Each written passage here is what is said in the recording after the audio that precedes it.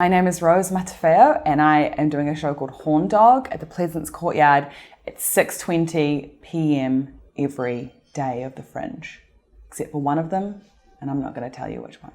The theme for this year's show, when I was writing it, I thought it was sort of about, I wanted to write a show about the things that I like and love, because I thought that that would be a good positive, because usually, stand-up is always about the things that you hate. But then it's turned out to be because of the name, it's sort of a show, I guess, about I describe liking something a lot as being horny for it. So a lot of people were writing about it saying it's all about female sexuality, and then I kind of realized that it might be. There's a few wanking jokes in there. And I say a few, quite a big routine. So, that was a joy to do in front of my family in New Zealand, yeah. I started doing stand-up when I was 15. It's part of a school program, holiday program thing in New Zealand, because I just was looking for something to do. And I never wanted to be a comedian, right? But no, I just started doing it and then found that I enjoyed it and kept doing it. So it's kind of hard when people have asked me how long I've been doing stand-up, because technically it's over 10 years, technically. But I don't think that the quality of my stand-up reflects that, so I do like to knock a few years on there. I just started. I've been doing it for 2 months. I love doing stand-up. I think there's a love-hate relationship with it, because I think I get so stressed out. I get really nervous about doing it.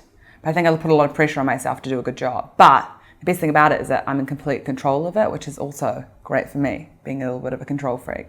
So anything I'm completely in control of, really, is my dream job.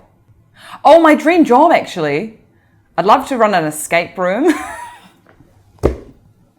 Genuinely, I'm really into escape rooms.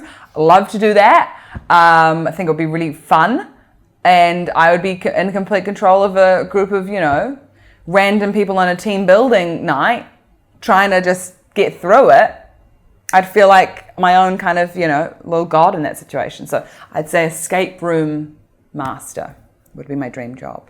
There is still this weird thing of I think there's been many years of dudes being able to make wanking jokes and stuff on stage, and that's just because it's the norm, or you're used to it. And it's something that I just don't think is talked about, especially talked about way more now, which is so awesome. And I think that's so exciting for people. When I was a teenager, if I knew that was a thing, I'd be oh my god, I've got to get into this. People are doing that, but I just didn't have that. And I think the more people make that a more mainstream thing to talk about, or it really makes people uncomfortable sometimes, I think, when a woman talks about that on stage. But it is fun, because it's they have no leg to stand on in the argument of it. It's there are millions of guys making those kind of jokes. So yeah, it's awkward when families come to my shows and they're yep, you talked a lot about wanking, and I'm I'm so sorry, I can't give you a refund. It is a family show, though. It is a family show, so come along, bring the whole family. Just talk about my own personal journey with my burgeoning sexuality.